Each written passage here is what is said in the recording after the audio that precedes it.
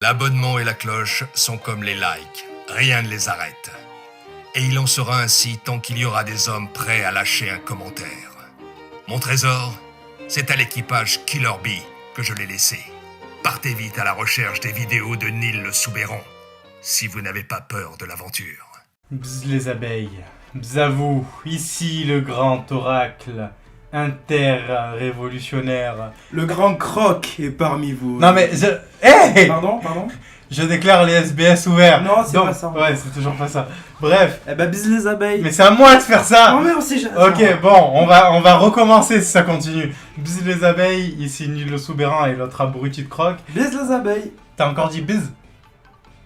Bref, alors on va revenir très rapidement sur ce dernier chapitre de One Piece qui est incroyable, il est révolutionnaire, il est dragon. Il est goûtu. Il est dragon, il est révolutionnaire. Il est dragon. Il est dragon, il est Ivankov, il est incroyable. Je dirais même plus, il est Marineford. Ouais, enfin là tu exagères quand même, c'est pas... Ouais, mais bon. T'es viré, donc du coup, Ok, au revoir. on a validé 3 théories en un seul scan. Alors quand je dis on, avec Rock on en a validé une, avec je crois Switchy on en a validé une, et avec Rio sur le tout premier One Piece podcast on en a validé une. Donc premièrement on va parler simplement de l'identification du fonctionnement du pouvoir de Apu par la musique et par ce qu'elle peut rappeler de bon ou de mauvais, comme pour le pouvoir de Brook. Et donc on en avait conclu, alors ça on l'avait conclu en off, que son pouvoir c'était simplement de transformer les parties de son corps en instruments. Mais en podcast on avait dit que la vraie manifestation de son pouvoir c'était la musique, exactement de la même manière que Brook. Et là on nous montre clairement que si on n'a pas les oreilles bouchées ou un casque assez incroyable, Comme celui de Killer justement, ben en fait les attaques nous atteignent. Et on nous dit aussi que c'est par rapport au son en fait. Tant qu'on est loin du son en fait, de ce que le spectre sonore, je sais pas si on peut dire ça, mais ouais, Les ondes sonores. des ondes sonores et de leur distance en gros, si on arrive à être en dehors de cette distance, eh ben, l'attaque ne nous touche tout simplement pas. Ça veut bien dire ce que ça veut dire. Comme je le disais la dernière fois, du coup, c'est les attaques de Akainu et de Mihawk qui ont touché Zoro et Luffy. Ou du moins leurs souvenirs. Exactement. Ils ont donc rappelé les souvenirs de ces attaques. Avec Marco, du coup, le retour de Marco, c'était avec Rio qu'on en avait parlé. On en avait pris pour preuve le fait simplement que Weeble se fasse arrêter sur Sphinx, l'île des orphelins, au lieu de se faire arrêter, je sais pas moi, en mer ou sur une île. Sur une île, voilà, exactement. On le voit sur Sphinx, on voit derrière lui, ça je vous l'avais précisé, on voit derrière lui tous les bâtiments brûlés et tout, mais aucun signe de lutte, ce qui signifie que Marco est parti sur Zunisha avec les habitants de l'île des orphelins. Et enfin, Izo, on vous avait parlé, il me semble que c'est avec Switchy, mais dites-moi en commentaire si je me trompe, si c'est sur un live ou quoi. On avait parlé en off, nous aussi. On avait aussi parlé en off, c'est vrai, mais je sais que j'ai fait une vidéo dessus. Je crois que c'est celle de Switchy parce que c'était celle avec l'un des flashbacks de Oden que j'ai fait avec elle. Ouais, et il me semble que c'est ça. Il y a un petit peu de temps quand même. Ouais, et puis on parlait... Non, je crois que c'est après celle-là, puisque justement on parlait du prêtre qui aurait pu ou pas être Kanjuro. Donc c'est vraiment sur le podcast juste d'après où on voit Kanjuro dans le passé, qui du coup c'est sur celui-là où on avait pu identifier Izo et où on s'était dit ouais il va revenir. Tu vois. Qu'est-ce que... Oui, il y a autre chose sur le pouvoir de la musique. Déjà les pages cover. La page cover, je sais pas si tu te rappelles de la phrase. Alors c'était « La musique est une langue universelle qui peut être traduite ». Donc par des émotions ou des sentiments certainement, hein, parce que la phrase est coupée par... c'est pas Sanji, c'est Luffy je crois qui se trouve devant les platines. Et ils ont les boules qui aussi. Donc ça aussi, ça j'en ai parlé tout à l'heure. Donc voilà, encore des preuves qui font que on a identifié simplement le pouvoir de Apu. Oui, voilà. Et... il y avait plein de trucs dont on veut vous parler, mais il y a vraiment un gros sujet cette fois. Les Hacha Numbers, enfin le Hacha Numbers, pardon. On a vu qu'un. J'allais dire les Hacha parce qu'on ne sait pas combien ils sont, mais en fait, oui, le Numbers Hacha, les mecs c'est des espadas. Ils se sont pris des chiffres, ils ont dit on va les dire en espagnol, ça y est c'est fini. Et merci au Grim aussi, du coup, vu qu'on parle des espadas. Pour moi, ce type, Hacha, c'est un métis entre les géants et les longues jambes. Toi, tu pensais à autre chose, je crois? Je me demandais si ça pouvait pas être un ancien géant, parce que Kid, il précise bien qu'il est plus grand qu'un géant, mais franchement, le fait qu'il ait pas les dents comme Oz ou les sortes dents d'ogre, ça m'a un peu refroidi. Surtout que la taille, ça a pas l'air important pour les anciens géants, parce que la dernière fois, Luffy, il en a bombé un, et il faisait à peine 2 mètres limite. Ouais, je sais, Il mais a bon. éclaté au sol. Mais Moi, il avait j'entends pas l'air si géant, grand que ça. je me dis, quand il y a un géant, un gars grand... Toi, tu vois Oimo et Karchi direct. Oui, Toi, tu vois Vic le Viking, toi. oui. Toi, t'as l'équipage des pirates géants en tête. Hein. Ah, t'es content, hein? Oui.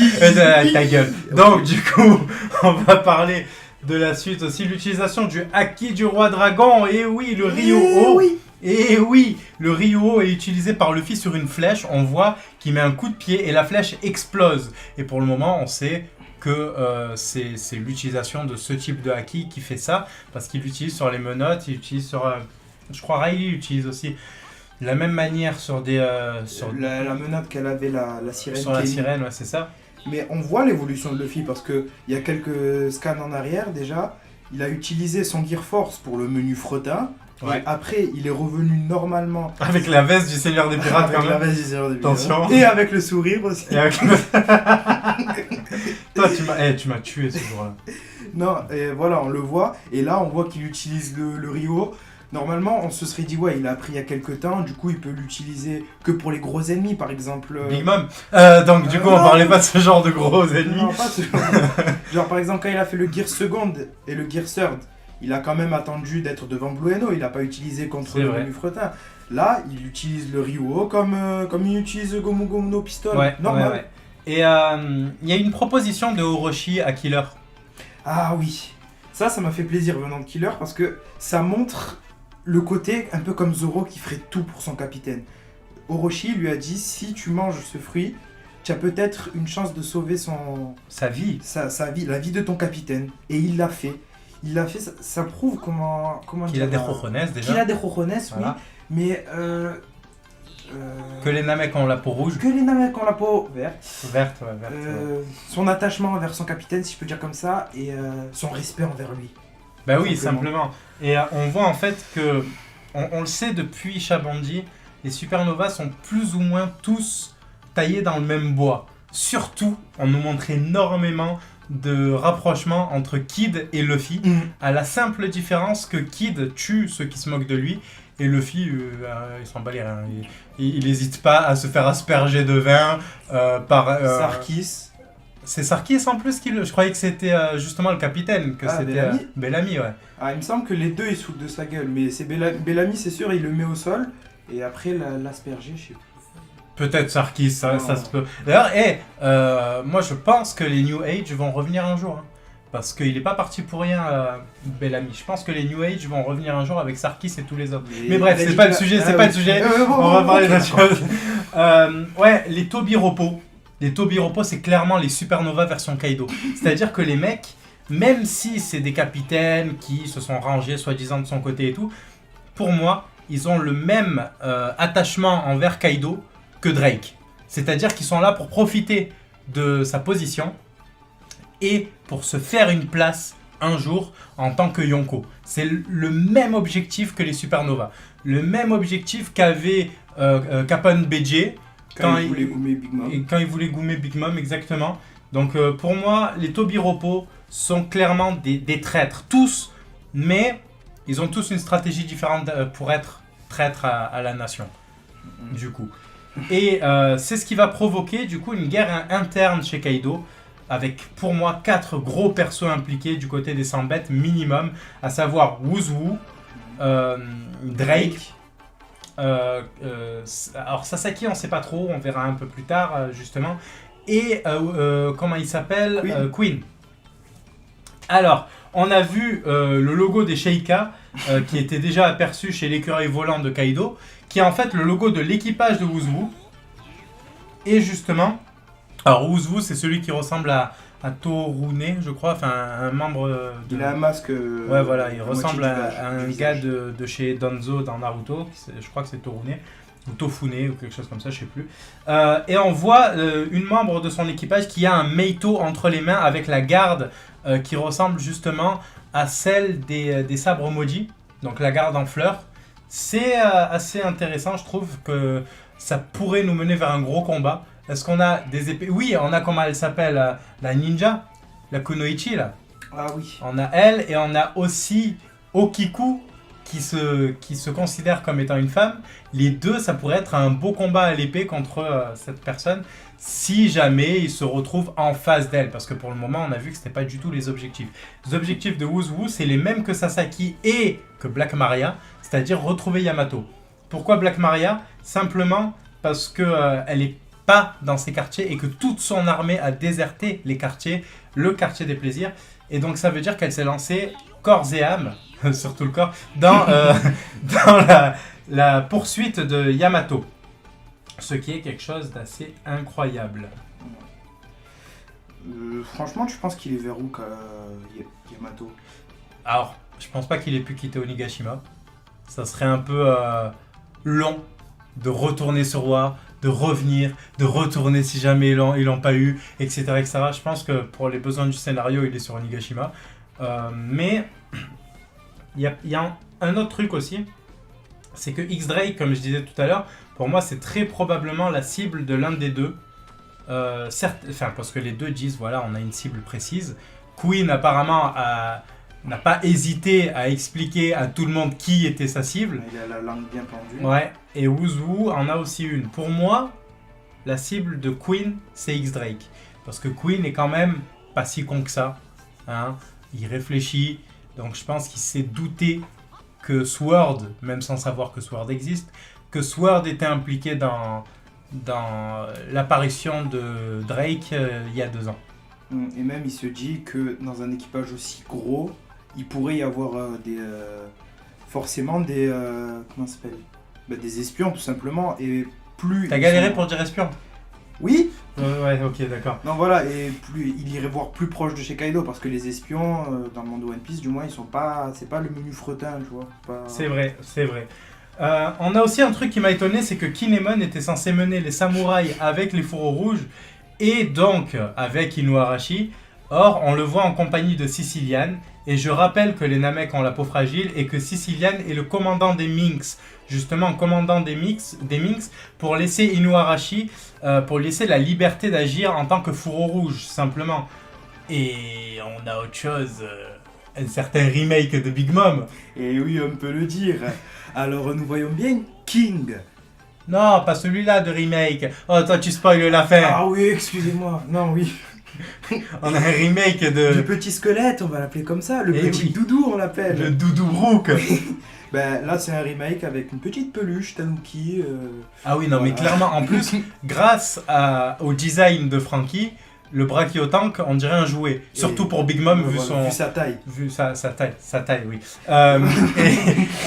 Et clairement, tu vois un tank comme ça, avec une peluche dessus. Et connaissant son aspect encore des fois enfant, elle se réveille, elle pleure parce qu'elle a plus sa peluche, des trucs comme ça.